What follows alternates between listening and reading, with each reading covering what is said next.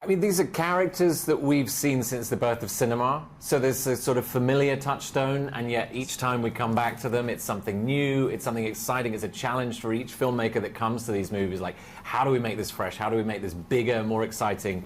And as the technology advances and the scale of our cinemas get bigger and bigger, you know, we seek to kind of fill that, so I think that's what keeps audiences coming back, is like, how is this familiar character that we've known for almost 100 years, what are they up to now? I could listen to you say the word cinema every day. Cinema. Oh, God.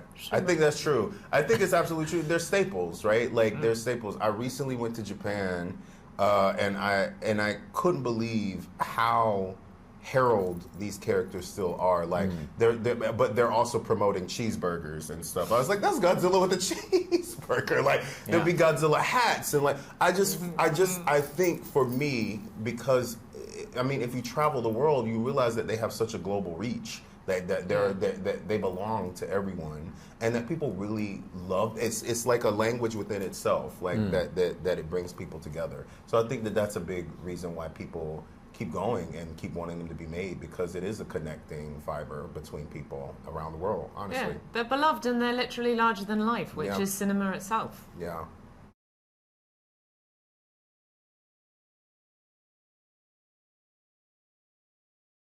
Panic, fear, codependency. Well, Dr. Andrews technically brings them together, is because now in this movie, Dr. Andrews is now the sort of, you know, boss of Monarch and boss of the Titans, and how to control and deal with them and interface with humans, kind of thing. And so she picks the team, and I think she's. I mean, she must have a kind of eccentric streak, because she assembles quite a. People who really shouldn't be there. Quite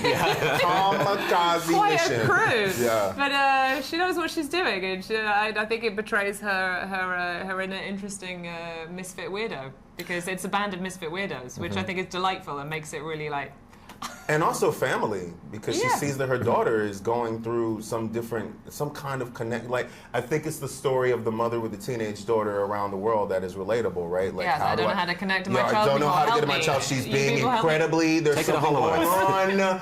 Go to your uncles. But I think it's that you see. That her child is in duress, and she wants to figure this out, and she sees that it's directly do anything, and she knows that the best people are, you know, an outsider from Monarch, but she knows to be the smartest person around about the issues, because Bernie is, he's the conspiracy guy, but he's the conspiracy guy who's right. Yeah. And so she's taking a risk, but it's a smart one. Yeah. And he's a vet.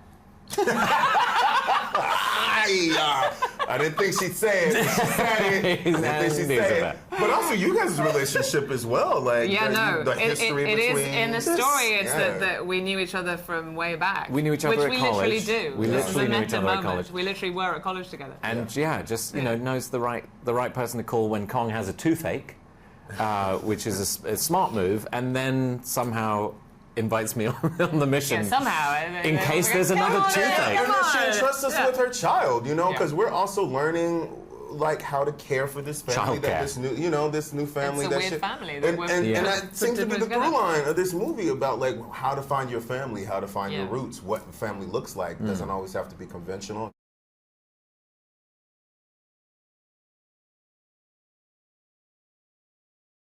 We were talking about, like, each day going to work, like, just because sometimes we didn't know what the sets would look like until we got there. And so you go on and you're walking through these caverns, and you're seeing, like, the light. Remember when they poured the lights through? Oh my God. Like, and you're just like, oh my gosh. Like, so you are standing in a sense of wonder. There was a lot of stuff that, I mean, we talk a lot about the CGI and a lot about, because obviously Godzilla and Kong, we're never seeing them, unfortunately, but everything else you are kind of seeing. Yeah. But, you know, it's really happening. The feathers, remember all the feathers? Like, you're walking. Feathers in the jungle. Feathers. There's a scene where there's a water. We go to these old, what would they be called? Ruins. The ruins. We go to the ruins, and there is a water element where it runs through all the ruins, and we're following it, and that was real. Like, we're really following this water going through, like, it on a giant stage as well. They recreated this jungle with the ruins and running. I mean, we were running the full length of this enormous. How the cameras would go in and out. I mean, that is a testimony to Adam. Like that is such Wingardian stuff. Like it's so him.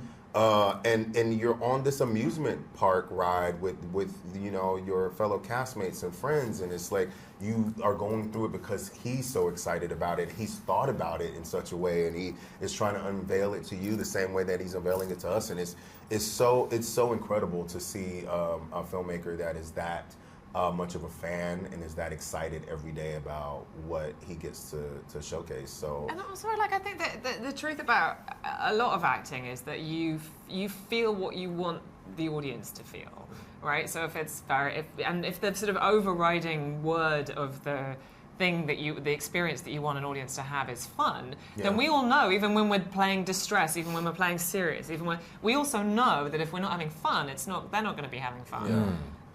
I think a sense of awe as well. Like I found that on most of the sets, and I think that's certainly part of Trapper's vibe. Is just like the awesome majesty of nature and the natural world. And bit yeah. You know, that it is. That was. But just definitely feeling that. And I think there's a sense of watching these movies, especially in something like IMAX in the biggest format possible, where it's just awesome. Yeah.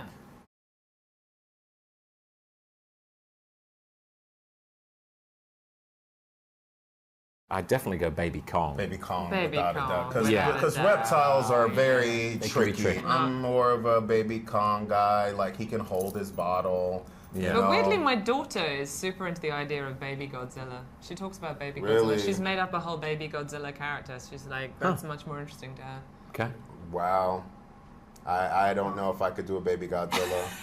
That's just too much. Like, no. He's Kong all the way.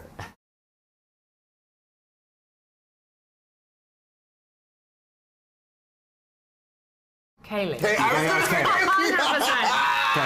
Kaylee is saving humanity. Without question. Kaylee all the way. I felt like even in the movie, my character feels safer with her. It's just like Kaylee without a doubt. Even her adopted mother feels safe. No, seriously, it's Kaylee, man. Yeah. Definitely.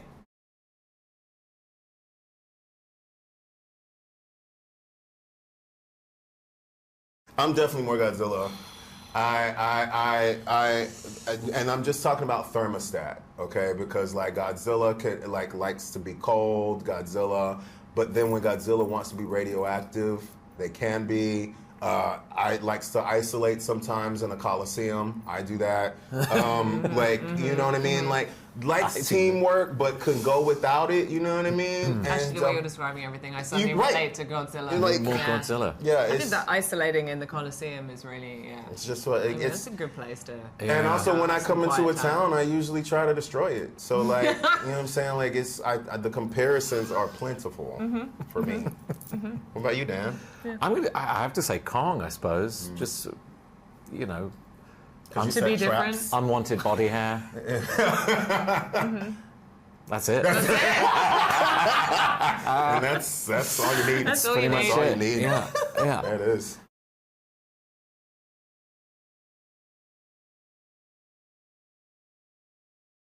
I mean, my best memory was probably Brian's reaction to the Daintree Forest every day. I wasn't really a fan of the rainforest.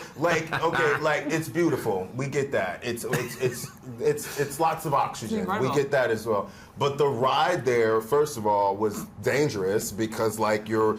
Okay, so you don't know who you are until you get an email from production that's about croc alerts, right? Like, not alligators, but croc alerts, right? And so the animation is literally just the top of a croc's head, and then, in big, bold letters, there's more than meets the eye. And I was like, well, what does that mean? And then you see this body underneath the water that is of this monstrous, crazy, reptile. And then when you're driving there, there's cliffs that are right there, like at any wrong turn or twig. Lots of signs. Don't walk, crocodiles. Also, what's crazy about it is that Australians are so unbothered by all of this. They're just so unbothered. So there's also an animal called a cassowary. There's a cassowary, which is a mixture between a velociraptor, a peacock, and an ostrich.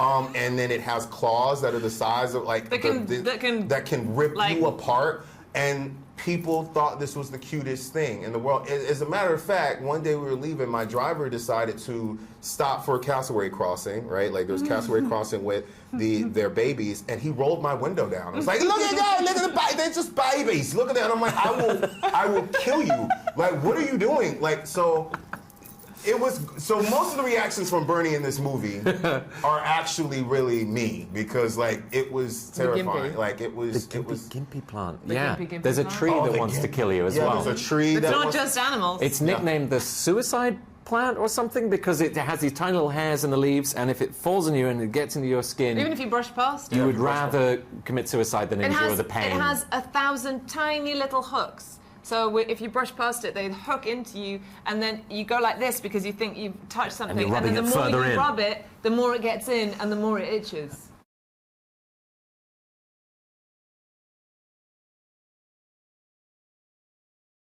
Adrenalizing. Punk rock, fun times like you've Heavy never seen metal. before. family, connection, Neon. eggplant.